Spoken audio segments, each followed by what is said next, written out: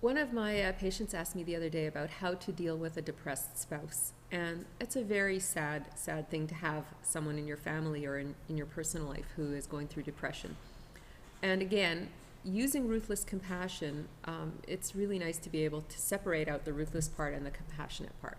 I think, if you love your spouse, it's not hard to be compassionate about them and to feel for them in terms of what they're going through. But the ruthless compassion means that you don't just watch them be depressed and stand by hopelessly.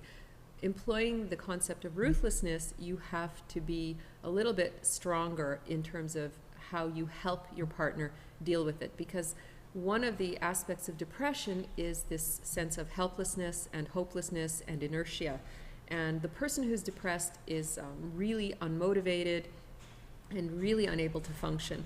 So if you are living with them and if you love them, it's really up to you to ruthlessly help them move forward, move past this depression. And depression has a natural progression. Generally speaking, it will last untreated approximately 6 months.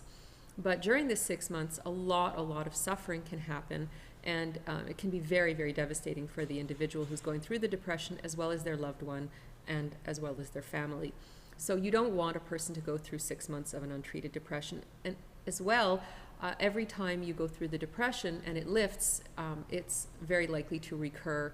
And if it hasn't been treated, it's much more likely to recur sooner rather than later. So you don't want your loved one going through 6-month cycles repeatedly of terrible depression.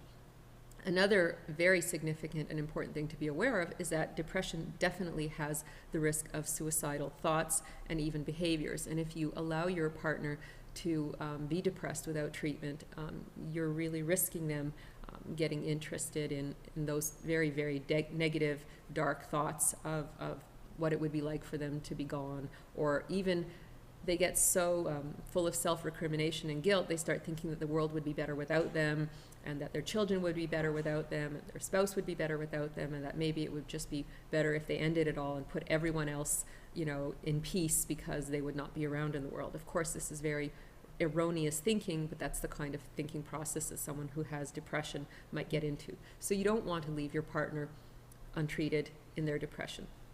And the ruthlessness part comes in sometimes you have to be very proactive. You have to engage your partner. You have to say, listen, this is not going well. We need to get you help.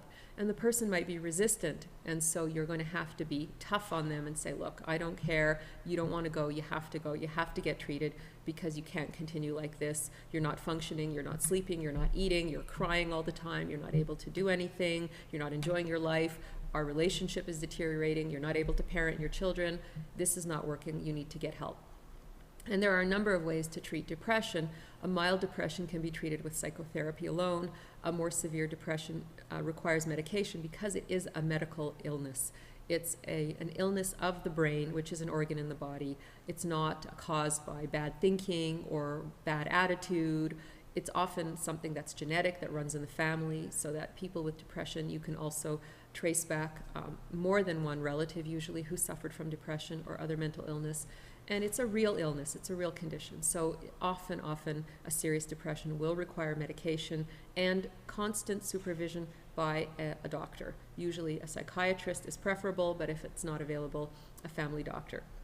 So the compassion part is obviously loving and caring about your partner enough to be more pushy in terms of them getting help. And the ruthless part is not letting their no be the final answer, not taking no for an answer and saying, no, you must get treated. You must, for yourself and for the sake of your loved ones, get yourself back on track.